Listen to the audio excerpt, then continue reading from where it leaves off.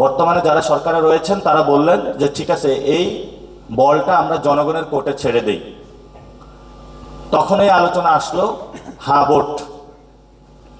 হা ভোটের মধ্য দিয়ে জনগণের বৈধতা নিয়ে মোটামুটি সংবিধানের যে সংস্কারগুলো করা যায় সেটার জন্য হলো এখন এই রাষ্ট্র বা এই সোসাইটি, সব রাজনৈতিক দল বা মানুষ কাজ করে যাচ্ছে। যে সবজি বিক্রেতা নিজের সবজি দোকান রেখে হলো এই গণ আন্দোলনে নেমে এসেছিল, গণ অভ্যুত্থানে বিপ্লবে নেমে এসেছিল, যে মা তার বাচ্চাকে বাসা রেখে নেমে এসেছিল, তার মধ্যে তো একটা আকাঙ্ক্ষা ছিল বাংলাদেশ রাষ্ট্রটা আমি এইভাবে গঠন করতে চাই। আমাদের যেই সংগঠনকে আমরা দেখতে চাই, ওয়াও দ্যাটস মাই অর্গানাইজেশন, আমি এটাতে ফিল করি, কানেক্ট করি, এটাতে করতে চাই, এমন ধরনের কোনো পলিটিক্যাল অর্গানাইজেশন আসলো না, শিক্ষা ব্যবস্থা আসলো না, অর্থনৈতিক ব্যবস্থা আসলো না। এবং গত 15 বছরে জুডিশিয়ারিকে ব্যবহার করা হয়েছে, ন্যায় বিচারের জন্য যাওয়া হয়েছে, স্কুল কলেজ থেকে বাচ্চাদেরকে ধরে নিয়ে জেলের মধ্যে রিমান্ডে দেওয়া হয়েছে। মা কান্না করতে করতে উকিলের কাছে গিয়েছেন, বলেছেন আমার ছেলের মুক্তি প্রয়োজন। কোর্ট রায় দিয়েছে মুক্তি দেওয়া যাবে না, উপর থেকে হুকুম আছে কাউকে মুক্তি দেওয়া যাবে না।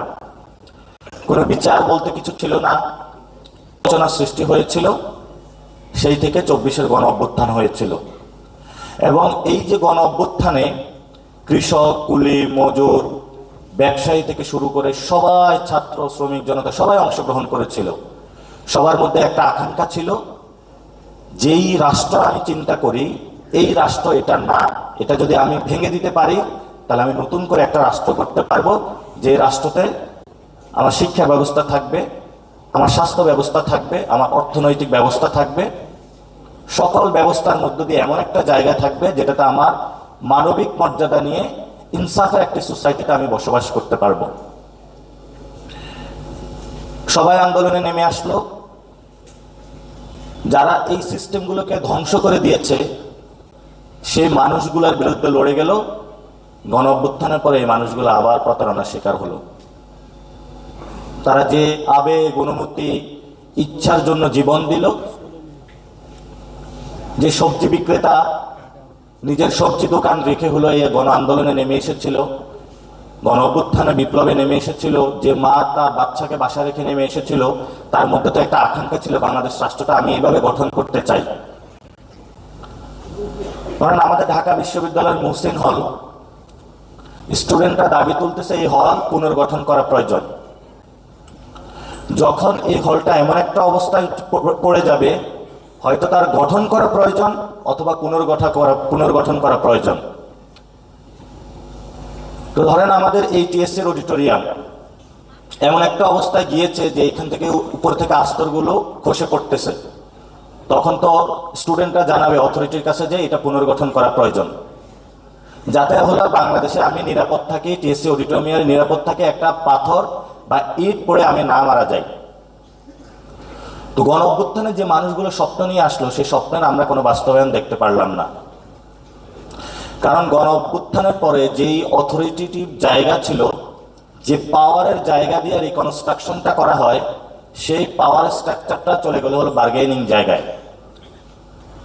সেই বার্গেনিং জায়গায় যাওয়ার পরে এমন একটা অবস্থা আমরা পৌঁছলাম যে আমাদের দিন শেষে একটু খাবার দেওয়ার জন্য সংস্কার একটা প্রক্রিয়া আসলো, যেই সংস্কারের মধ্য দিয়ে সাংবিধানের মূল যে কাঠামোগত বিন্যাস, যে পরিবর্তন, যেখানে বড় সমস্যা রয়েছে এটা আমরা পরিবর্তন করব, সেই জায়গায় আমরা হাত দিতে পারলাম না।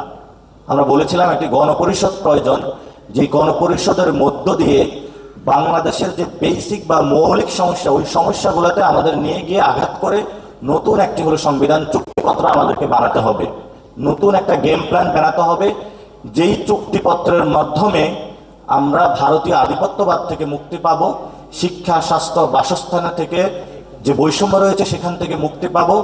যিনি প্রধানমন্ত্রী আছেন সেই প্রধানমন্ত্রী জুডিশিয়ারিকে কন্ট্রোল করবে না, এই প্রধানমন্ত্রী আবার কোনো রাজনৈতিক দলকে কন্ট্রোল করবে না, এবং পুরো প্রশাসনিক যে ক্ষমতা রয়েছে সেটা ডিসেন্ট্রালাইজড করা হবে।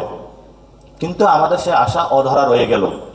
ঠিক আছে, ভালো কথা, সব রাজনৈতিক দলকে একসাথে করা হলো, সংস্কার কমিশনে সবাই বসলো, বসার পরে ওনাদের মল্লযুদ্ধ এমন একটা অবস্থায় চলে গেল বর্তমানে যারা সরকারে রয়েছেন তারা বললেন যে ঠিক আছে, এই বলটা আমরা জনগণের কোর্টে ছেড়ে দেই।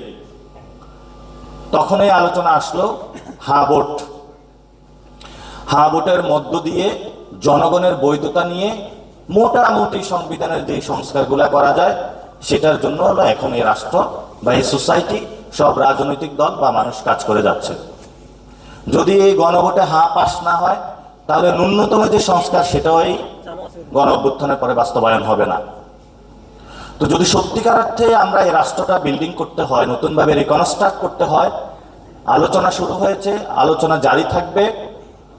আমরা যে স্বপ্ন দেখেছিলাম সেই স্বপ্ন থেকে আমরা পিছপা হব না, কিন্তু আমরা বারবার আর প্রতারণার শিকার হতে চাই না। ৭১-ও আমরা প্রতারণার শিকার হয়েছি, ৯০-তেও প্রতারণার শিকার হয়েছি, ২৪-ও প্রতারণার শিকার হতে যাচ্ছি।